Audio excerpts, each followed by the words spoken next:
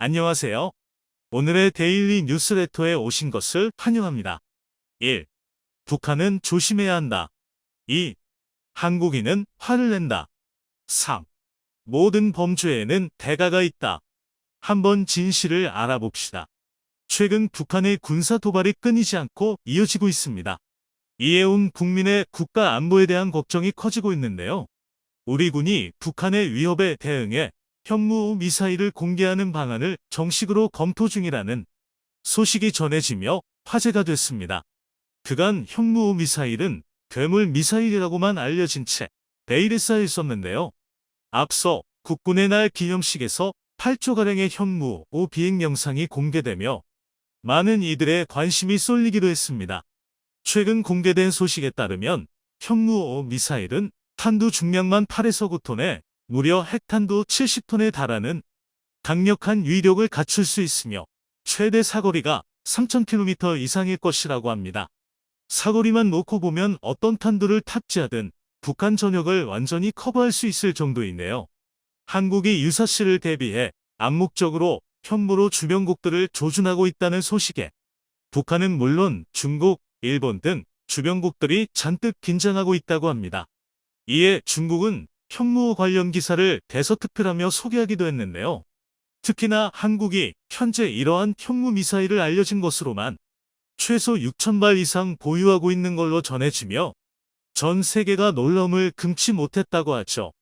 북한이 919 남북 군사 합의를 노골적으로 위반하며 전방위적이고 위험 수위를 넘는 무차별적인 도발을 이어가고 있습니다. 이에 국민들의 불안감은 나날이 높아져만 가고 있는데요. 군 당국은 연이은 북한의 군사 위협에 대응해 현무 고위력 탄도미사일을 정식으로 공개하는 방안을 검토하고 있다고 합니다. 현무 미사일은 단 한 발로 북한 지휘부를 괴멸시킬 수 있는 것으로 알려지며 일명 괴물 미사일로 불리고 있을 뿐 그간 현무5의 실체가 구체적으로 공개된 적은 없는데요. 2021년 한미 미사일 지침의 완전 해제 이후 대량 응징 보복용으로 개발이 급속히 진전된 현무5는 시험 발사가 성공했다는 얘기만 나왔을 뿐 정확한 실체가 드러나지 않은 대표적인 비닉 무기였습니다. 우리 군이 그간 베일에 쌓여있던 현무5 미사일의 공개를 검토한다는 것은 전술의 위협으로 도발 수위를 높여가는 북한에 제대로 판단하라는 강력한 경고를 주려는 의도로 보일 수 있겠습니다. 전술핵으로 한국을 공격하면 북한 지휘부도 그에 상응하는 보복을 당할 수밖에 없다는 점을 확실하게 각인시키겠다는 것이죠. 앞서 국군의 날 기념식에서는 8조가량의 현무5 비행 영상이 공개되며 큰 화제가 되기도 했는데요. 군 관계자에 따르면 현무5가 음속의 10배 이상으로 비행 후 표적을 타격할 경우 그 파괴력은 소형 전술핵과 맞먹는다고 합니다. 현무5는 재래식 무기이지만 핵무기급 위력을 가지고 있는 것으로 유명합니다. 핵무기가 아니기에 국제사회의 제재를 받지 않으면서 그 위력은 엄청나기에 전략적으로 사용하기 용이한 무기체계이죠. 현무5는 북한의 탄도미사일보다 정확하며 마하 10 이상의 속도로 날아 지하 100m보다 더 깊은 갱도의 지휘 전략 표적을 파괴할 수 있을 정도로 관통력이 뛰어난데요. 현무5는 도발 원점에 대한 족집게 초토화가 가능하기에 북한의 지휘부와 핵 미사일 시설 등 도발 원점이 아무리 지하 깊숙이 견고하게 자리 잡고 있다고 하더라도 현무5 한 발이면 초토화할 수 있어 우리 군의 보복 능력을 제대로 보여줄 수 있습니다. 우리 군은 북한의 핵 능력이 레드라인 금지선에 근접한 만큼 현무5의 전력화를 앞당기는 방안도 추진 중인 것으로 전해졌습니다. 한 정부 관계자는 그간 알려졌던 수년 내보다 더 빠른 시기에 충분한 수량을 확보 배치하는 방안이 추진될 것으로 안다고 전하며 개발 완료 시점이 얼마 남지 않았음을 시사했습니다. 대한민국의 미사일 기술은 세계에서도 손가락 안에 꼽을 정도로 최고 수준을 자랑합니다.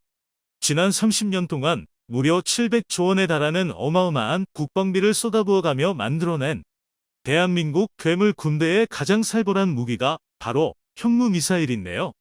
한국형 유도탄인 현무 시리즈 중 현무1은 역사 속으로 사라지고 탄도미사일인 현무2와 순항 미사일인 현무3이 실전 배치돼 있습니다. 현무4부터는 아직도 베일에 가려 있는데 탄도미사일인 현무4는 2017년 미국이 한국의 미사일 탄두 중량 제한을 해제한 이후 개발이 시작된 것으로 알려져 있습니다. 괴물 미사일 현무5는 탄두 중량이 무려 8에서 9톤에 달하는 것으로 알려져 있는데요. 한미 미사일 지침이 해제될 때까지 한국이 개발하는 미사일은 사거리 제한에 묶여 있었기 때문에 폭발력을 극대화하기 위해 탄두 중량을 늘리는 데 집중해왔습니다. 그렇게 쌓은 노하우로 현무5의 탄두 중량을 현무4보다도 3배 이상 늘릴 수 있었던 것이죠. 재래식 무기의 폭발력 최대치는 10톤 정도이기에 탄두 중량 8에서 9톤이면 세계 최대급 위력입니다. 전술 핵무기에는 미치지 못하지만 수십 개를 동시에 터뜨리면 핵과 맞먹는 폭발력을 지니게 되는데요. 핵폭탄으로는 지하 50m 정도밖에 뚫을 수 없지만 현무5로는 지하 100m보다 더 깊은 갱도 속의 표적도 파괴할 수 있기에 오히려 관통력 면에서는 재래식 무기가 더 우수합니다. 한편 우리나라가 발사했던 나로5의 출력이 70톤에서 100톤이기 때문에 현무5가 그 이상의 출력을 가진 미사일이 될 수도 있다는 이야기가 나오고 있습니다. 이는 위성 발사용 우주 로켓과 대륙간탄 도미사일의 원리가 크게 다르지 않기 때문인데요. 그에 따라 많은 이들이 누리호 발사를 ICBM 기술 확보와 동일선상에 놓고 보기도 합니다. 누리호가 발사될 당시만 해도 한미 미사일 지침 때문에 우리나라에서 개발한 우주발사체 고체연료 추진 체계를 적용할 수 없었으나 2021년 5월부로 한미 미사일 지침이 종료되면서 고체연료 추진 체계 적용이 가능해졌습니다. 액체 로켓의 경우 발사 전에 연료를 주입해야 하지만 고체 연료를 사용한 로켓은 따로 주입할 필요가 없기 때문에 사일로 등의 오랜 기간 배치해 놓을 수 있죠. 최근 한국항공우주연구원과 국방과학연구소는 고체 추진 우주발사체의 성능 검증을 위한 첫 번째 시험 발사에 성공했는데요. ICBM과 기술적으로 동일한 한국형 고체 연료 발사체 시험 발사에 성공함으로써 대한민국의 미사일 기술력을 보여줬습니다. 그에 따라 일각에서는 현무5가 무려 핵탄두 70톤에 달하는 강력한 위력을 갖출 수 있을 것이라는 예상이 제기되고 있습니다. 또한 현무5는 한미 미사일 지침이 해제된 후 개발됐기 때문에 사거리가 800km로 제한돼 있던 현무4탄 도미사일과는 달리 그 사거리에 제한이 없어졌는데요. 현무5의 탄두 중량을 줄일 경우 3000km 이상까지도 날릴 수 있을 것으로 추정되고 있습니다. 한국이 3000km에 달하는 최대 사거리를 자랑하는 현무5를 보유한 채 유사시를 대비해 암묵적으로 주변국들을 조준하고 있다는 소식에 북한은 물론 중국, 일본 등 주변국으로서는 크게 신경이 쓰일 수밖에 없는데요. 매체는 최근 몇 년 동안 한국은 첨단 미사일 무기 연구 개발에 점점 더 많은 관심을 기울이고 있다며 한국이 공개한 최초의 중거리 고성능 탄도 미사일로 현무5를 소개했습니다. 괴물 미사일 현무5가 핵무기와 맞먹는다며 한반도와 주변 지역에 어떤 영향을 미칠지 우려된다고 우려의 시선을 제기했는데요. 현무5가 북한의 미사일 사일로와 포병 부대에 위협이 될 수 있을 뿐만 아니라 주변국들에 대해서도 큰 영향을 미칠 것이라 걱정의 목소리를 높였습니다. 특히나 한국이 현재 이러한 현무 미사일을 알려진 것으로만 최소 6,000발 이상 보유하고 있는 걸로 전해지며 전 세계가 충격에 빠졌다고 합니다. 우리 군은 공식적으로 알려진 것만 총 6,000발 넘는 미사일을 보유하고 있으며 포탄 보유량은 무려 800만 발이 넘는 것으로 알려져 있습니다. 그에 머무르지 않고 국방부는 현무 미사일 수량을 대폭 확충하겠다는 새로운 계획을 발표했는데요. 차세대 탄도 미사일 개발을 위해 로켓기술연구원을 추가로 신설하고 국방과학연구소와 함께 현무 미사일의 성능 개량에 박차를 가하고 있습니다. 또한 새로운 미사일의 성능을 정확도와 속도, 파괴력 등 모든 면에서 최대치로 고도화할 계획임을 밝혔습니다. 그에 따라 현무 미사일의 생산 라인 증설도 이어지고 있는데요. 과거 한국이 개발했던 현무 미사일은 지상 발사만 가능했던 제한적인 미사일 플랫폼을 가지고 있었지만 2022년 현재 한국의 현무 미사일은 육군과 해군, 공군이 동시 운용하게 될 만능형 미사일 플랫폼을 갖추게 되었습니다. 이와 관련해 최근 현무 미사일에 관한 3종의 성능 개량화 과정이 새롭게 알려지며 많은 이들의 기대가 커졌는데요. 잠수함 발사형 SLBM 현무4 미사일과 이지스 구축함형 현무4 미사일은 지상 발사형에 이어서 두 번째로 개발 완료 단계에 접어들었다는 것이 공식적으로 확인됐습니다. 여기에 가장 최근 개발이 시작된 KF-21 전투기 장착형 소형화 현무3 미사일까지 현무 미사일 3종에 포함되었습니다. 일각에선 지상에서 발사하는 현무 미사일뿐만 아니라 바다와 공중에서 발사하는 현무 미사일 역시 유사시 충분히 핵무기 전환이 가능할 것으로 예상되며 한국의 국방력에 대한 기대가 커지고 있는데요. 무엇보다 한국의 지속적인 기술력 습득으로 인해 북한은 물론 중국과 일본 전역을 겨냥할 수 있는 사거리 3,000km 이상의 대형 탄도 미사일을 갖추는데 성공했다는 사실에 국민이 조금이나마 안심하고 지낼 수 있을 것 같습니다.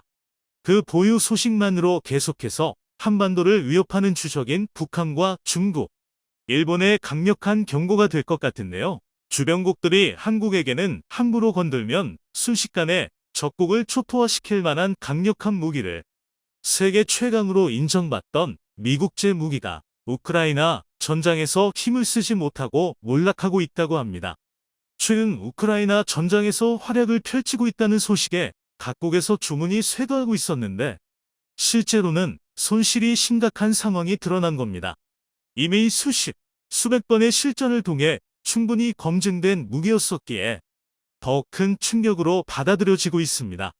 믿었던 무기가 고철 덩어리가 되어버리자 우크라이나에서 긴급히 추가 지원 요청을 해왔는데 우크라이나가 원하는 무기를 지원해줄 능력은 한국밖에 없는 상황이라고 합니다.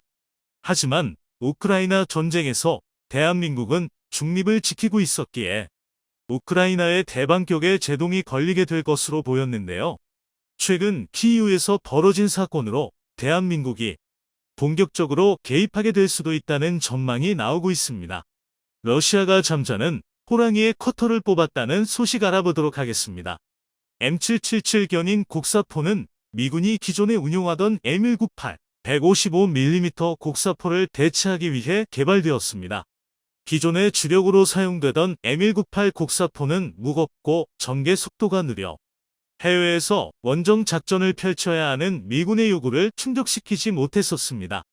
때문에 이를 보완하여 개발된 M777은 부품의 대부분이 티타늄으로 이루어져 훨씬 가벼운 무게를 가지고 있으며 신속 전개가 가능하도록 개량되어 뛰어난 작전 편의성까지 갖추고 있습니다. 그런데 세계 최강의 견인포로 이름 높았던 M777이 우크라이나 전쟁에서 처참하게 몰락하고 있다고 하는데요. 우크라이나 전쟁이 시작되고 지금까지 100여 문의 M777이 우크라이나군에 지원되어 맹활약을 펼치고 있었습니다. 며칠의 교육 기간만으로도 숙달된 포병을 만들 수 있고 기존 견인포에 비해 60%밖에 되지 않는 무게로 신속한 배치가 가능해 긴박한 우크라이나의 상황에 적합한 무기였었죠. 다연장 로켓포 하이마스와 함께 우크라이나 전장의 게임 체인저로 활약하며 역시 미국이 만든 명품 무기라고 칭송받았었는데요.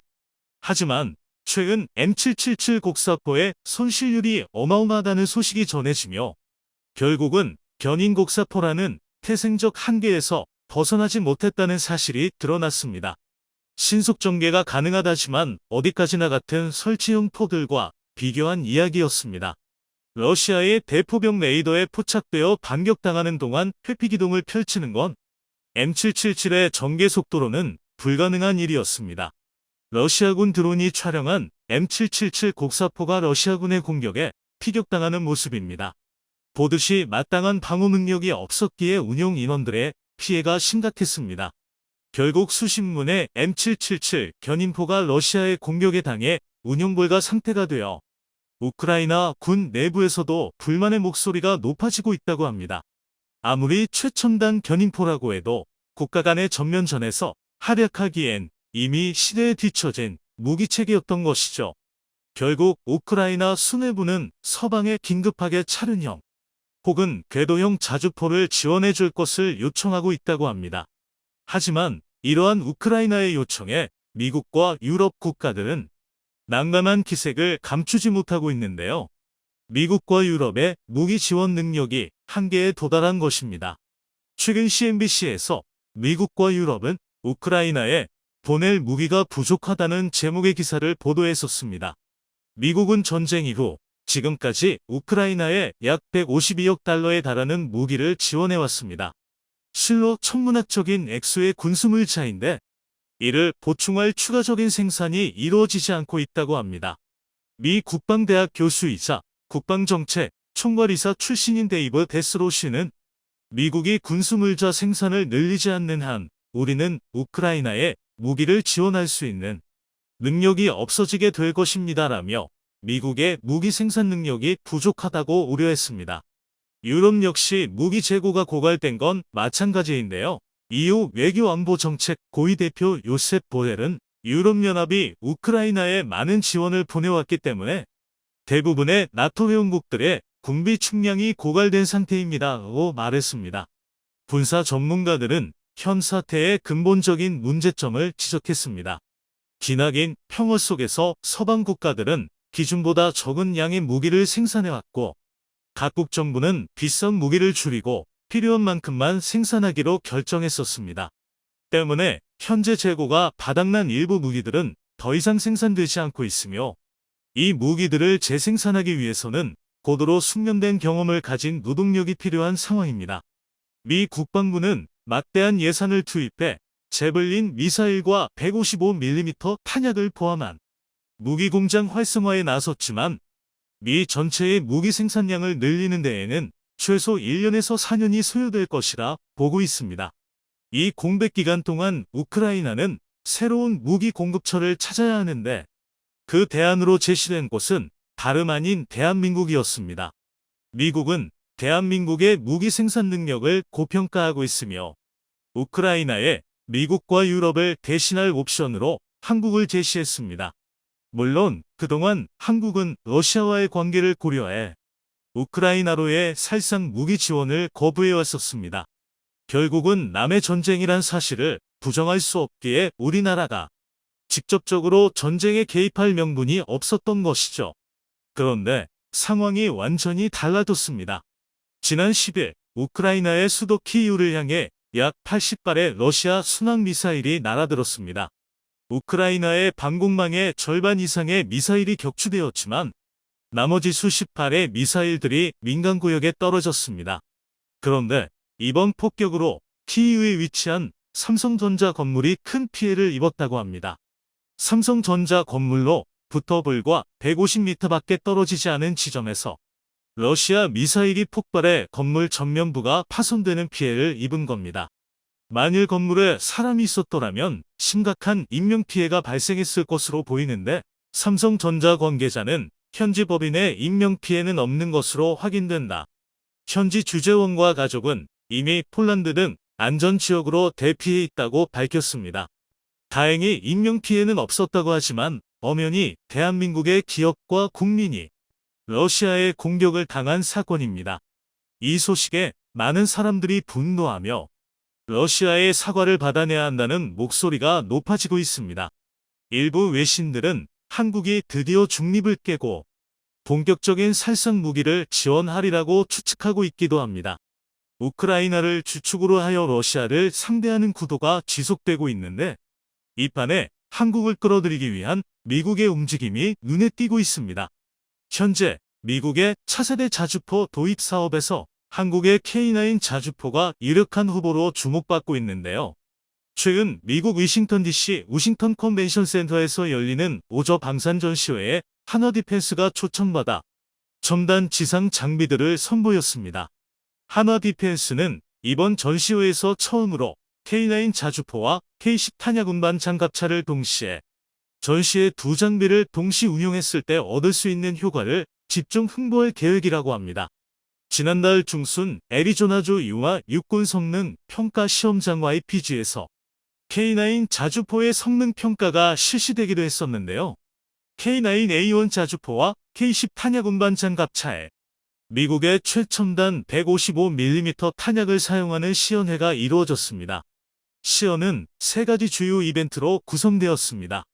K10 탄약 운반 장갑차에 의한 미국 탄약의 자동 재보급 M795 탄을 발사하여 K9A1의 사격 후 진지 이동, 급속 사격 및 빠른 발사 속도 능력을 시연하고 마지막으로 XM1113 랩탄을 사격합니다.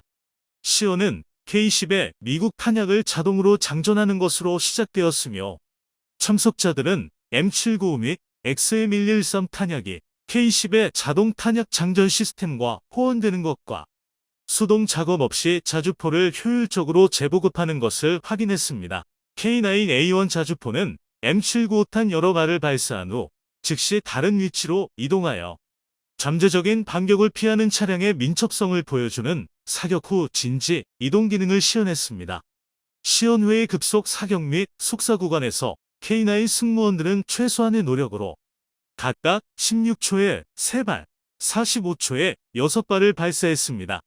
시연 마지막 부분에서 K9A1은 XM1113 랩을 발사하여 50km가 넘는 사거리를 달성했습니다. 미국에서 개발한 XM1113탄은 로켓보도 추진체를 사용하는 사거리 연장탄으로 미 육군이 해외 포장비로 XM1113탄을 발사한 것은 이번이 처음입니다. 한화 디펜스 미국 법인 사장인 존 켈리는 이번 시연은 K9 시스템의 확장된 사거리, 사격 및 회피기동, 높은 발사율 외에도 K9과 K10 차량의 미국 군수 및 시스템과의 완전한 상호 운용성을 보여줌으로써 크라다 목표를 모두 성공적으로 충족시켰다며 유마에서 데브콤 AC 및 미 육군 시험평가사령부 혜택과의 협력은 훌륭했다 라고 밝혔습니다. 이번 시연회를 통해 미 자주포 도입 사업에서 한국의 K9 자주포가 경쟁자들보다 한 발 앞서 나가게 되었습니다. 그런데 이번 사업을 통해 미군이 도입하게 될 자주포는 미군에 배치되는 것보다 먼저 우크라이나 전장으로 향하게 될 것으로 예측되고 있습니다. 우크라이나 전쟁이 장기화되며 미국을 대신해 병기창 역할을 해줄 나라를 구하고 있던 것이 드러났습니다. 한국군은 연간 수조 원의 예산을 탄약 생산에만 할당하고 있어 현재 우크라이나 전장에서 가장 부족한 155mm 탄약 생산 능력은 미국보다 한국이 5배가량 앞서 있다고 합니다. K9 자주포, K2 전차 등 각국으로 수출이 이어지며 생산 라인이 계속해서 유지되고 있었기에 미국이 원하는 물량을 제때 공급해 줄 수 있는 나라는 한국뿐인 듯합니다. 우크라이나 사태를 기점으로 대한민국이 말 그대로 민주주의의 병기창으로 거듭나고 있습니다. 평화에 안주해 있던 서방 국가들과 달리 언제 당할지 모른다는 위기 속에서 살아와야 했었던 한국이기에 가능한 일이죠. 방산이 반도체에 이어 새롭게 대한민국을 대표할 산업이 되는 날도 멀지 않은 것 같은데요. 한국 방산이 누구도 대신할 수 없는 독보적인 위치를 차지하는 그날까지